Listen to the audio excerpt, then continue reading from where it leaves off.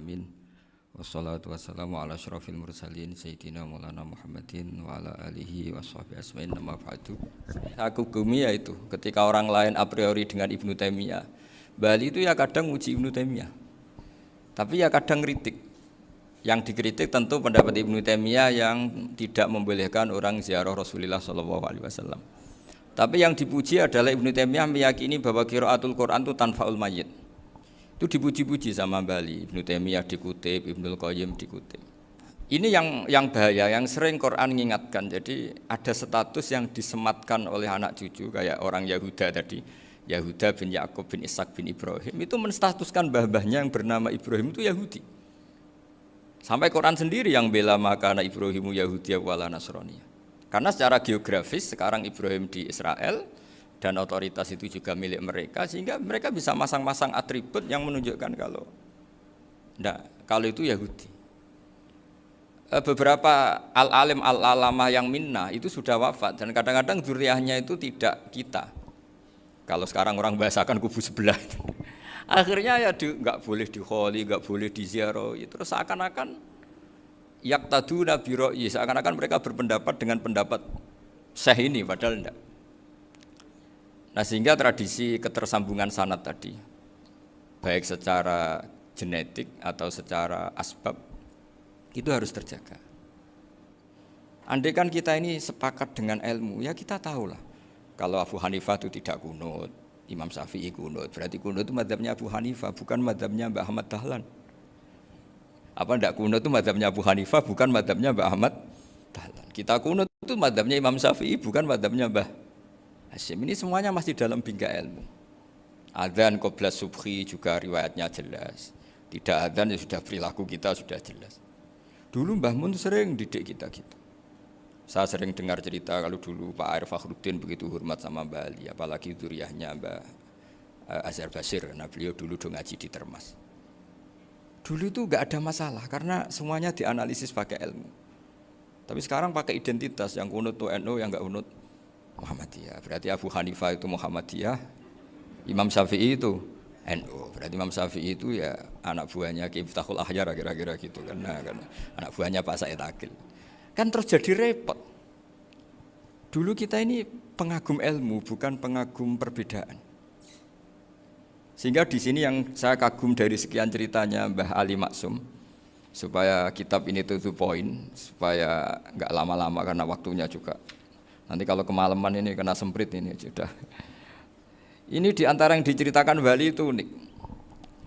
Imam Syafi'i itu sering tawassul, sering wasilah sama siapa itu?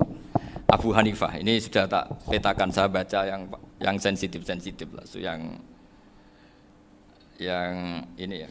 Ziyar al-Babus Samin, terus sebentar ini yang bab tawassul.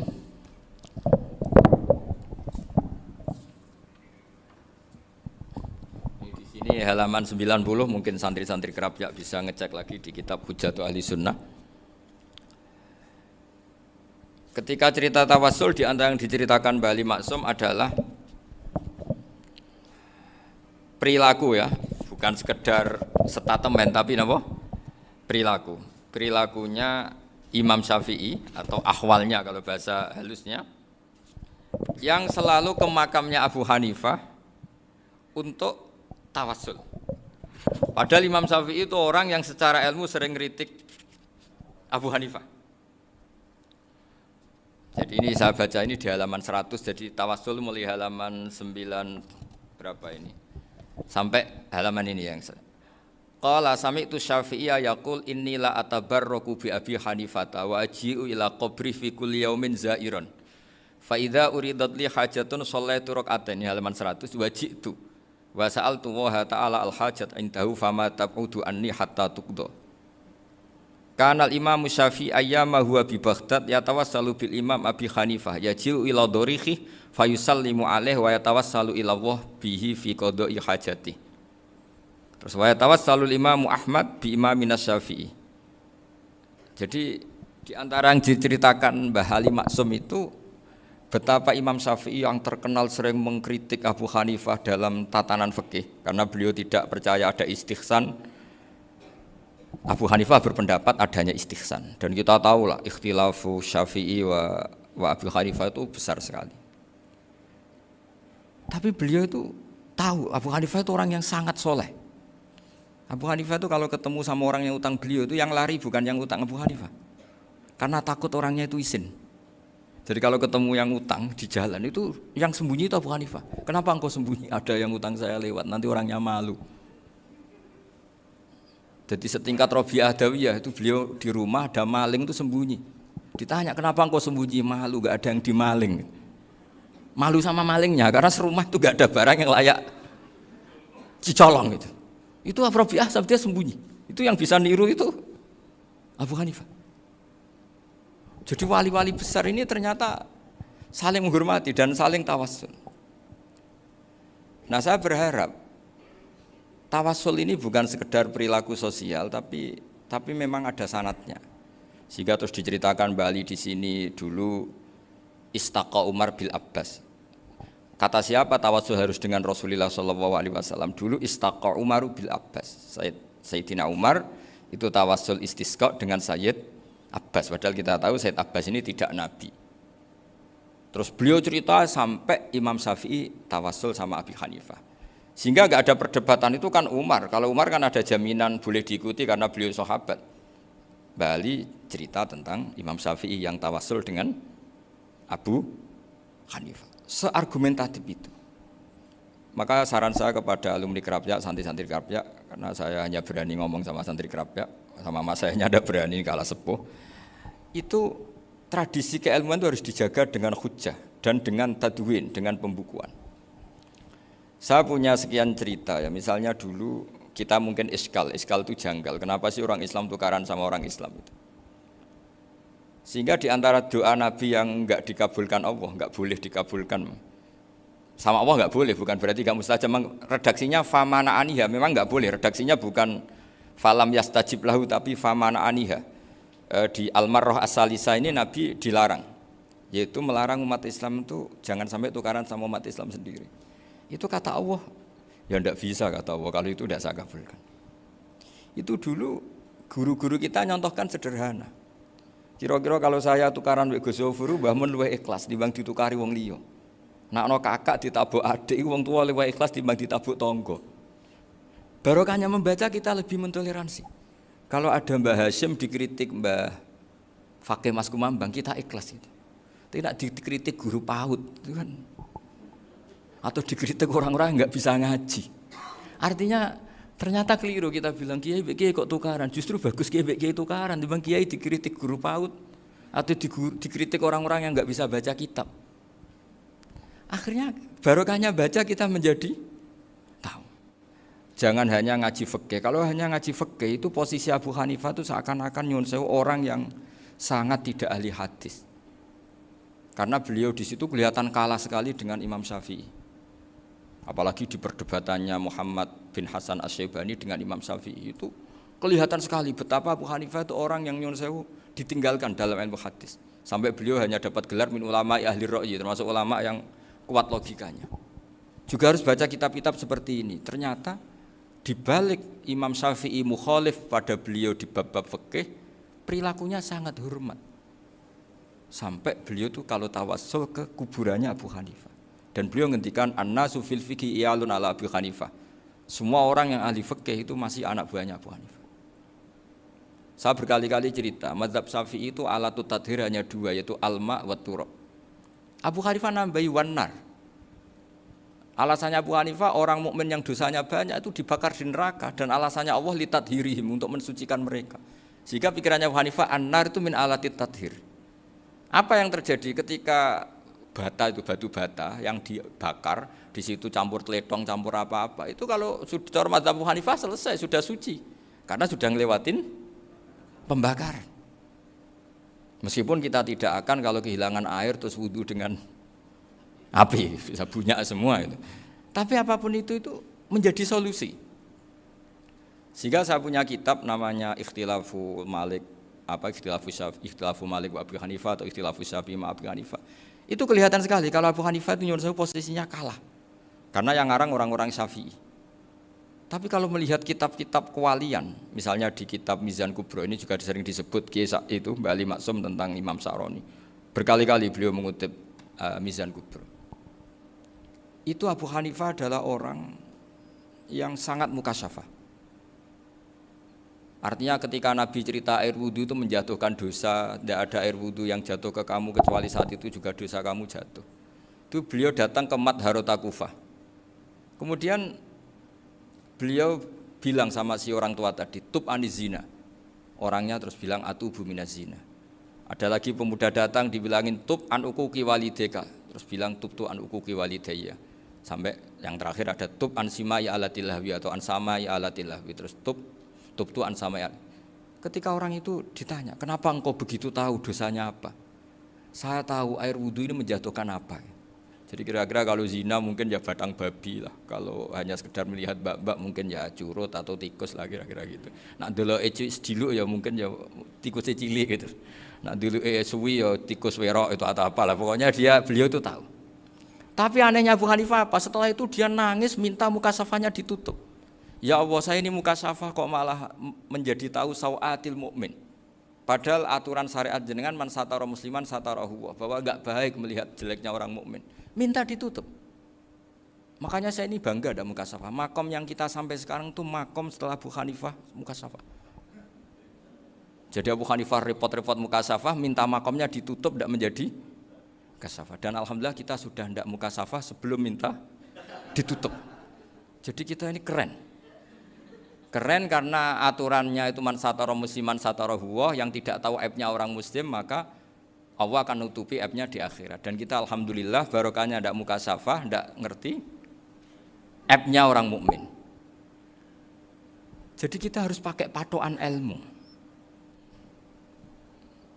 Jadi ketika saya tadi sudah bilang bahwa beliau sering muji Ibnu Taimiyah dalam banyak hal. Tapi dalam banyak hal juga beliau mengkritik Ibnu Taimiyah ketika menafsirkan la tusaddur rihal illa ila salasati masajid. Kemudian Ibnu Taimiyah tidak mentasrekkan, tidak mensunatkan ziarah kubur Rasulullah sallallahu alaihi wasallam. Beliau mengkritik. Dan cara mengkritik adalah ngendikan ulaikal ladzina yuriduna ayyahulu bainahu sallallahu alaihi wasallam wa baina ummatihi fi nakhiyatin. Itu adalah orang-orang yang ingin membuat batas antara Nabi dan umatnya. Saya termasuk terinspirasi makalah Bali ini adalah bagaimana Anda mengkafirkan orang Islam berdasar qala Rasulullah sallallahu alaihi wasallam. Wan nabiyyu asyaddun nasi syafaqatan li ummati. Wan nabiyyu akhrasun nas, orang yang paling serius supaya umatnya ini selamat. Kemudian Anda dengan hadisnya Nabi mentafrik bainahu wa baina ummati berdasar dawuh Kanjeng Nabi. Itu cek mentalani. Makanya saya itu enggak pernah keras di bab ini. Misalnya nyuruh saya ada santri sarang yang nakal. Itu saya tidak berani komentar karena saya tahu Mbah Mun itu sangat mencintai santrinya meskipun yang nakal. Saya melihat sendiri bukan jari ada santri yang cara pelaturan pondok itu diboyong karena nakal. Itu Mbah Mun ngendikan begini. Ya cung yo ke diboyong itu cara aturan pondok. Nah aturannya pangeran ngger kowe tobat dadi wong apik ya dadi wong saleh. Ya kowe kudu tetep sering rene, kowe tetep santriku dunya akhirat. Soal pondok ya ben ana aturan, ben menjen kowe nakal nemen ya diboyong, tapi kowe tetep wong apik. Jadi karena kita tidak mungkin mentafrik bainahu wa baina talamidhi. Kita tidak mungkin mentafrik baina nabi wa baina ummati karena nabi adalah apa? Asyaddun nasi syafaqatan li ummati. Sampai saking sayangnya nabi itu ngendikan syafaati li ahlil kabair min ummati. Lho koyo apa baiknya nabi? Ora melok nakal, ora melok maksiat, tapi melok nanggung swargane. Iku waktu gali sampean wis kowe utang gak apa-apa, bangkrut gak apa-apa, sing nyaur bapak. Gua sampean ngono top tenan. Anake yo ngawur tenan maksudnya itu, tapi top. Lah nabi ku umate sing dosa iku umate, nabi sing nyuwun sewu, cara Jawane sing kangelan nyafaati. Karena nabi gak boleh dipisahkan dengan umatnya. Makanya kata Bali Maksum, ulaikal ladzina yuriduna ayyahulu bainan nabi wa baina ummati. Itu mereka adalah orang yang ingin memisahkan nabi dengan umatnya. Masa kita ngafirkan umatnya Nabi berdasar dawuh Nabi? Itu kan sama, saya benci santri Anwar berdasar dawuh Mbah Mun, padahal orang tahu semua begitu sayangnya Mbah Mun terhadap santrinya. Sama juga kamu benci santrinya Bali Maksum berdasar dawuh Bali, padahal beliau sangat mencintai santrinya. Nah kultur-kultur seperti ini tidak boleh hilang. Kita punya sanad, punya guru, punya keluarga yang sama. Jadi mbah-mbah saya itu orang Tuban, dekat sama posisi Ibrahim Asmoro Konti tadi yang diceritakan. Jadi di kampung saya, kampungnya bapak saya itu ada makomnya Siti Syariah, itu mbak kandungnya Sunan Bonang. Dan bapak dulu sering ngajarin ziarah saya ke Mbak Asari. Mbak Asari itu bin Jumadil Kubro, berarti Mbak Asari itu saudaranya Mbak Ibrahim Asmoro Konti, gurunya Sunan Bonang. Jadi Sunan Bonang ke Tuban tuh karena disuruh ngaji sama Mbak Asari, Mudin Asari itu yang di Bejagung. Jadi ini semua sanatnya itu jelas, aturannya jelas.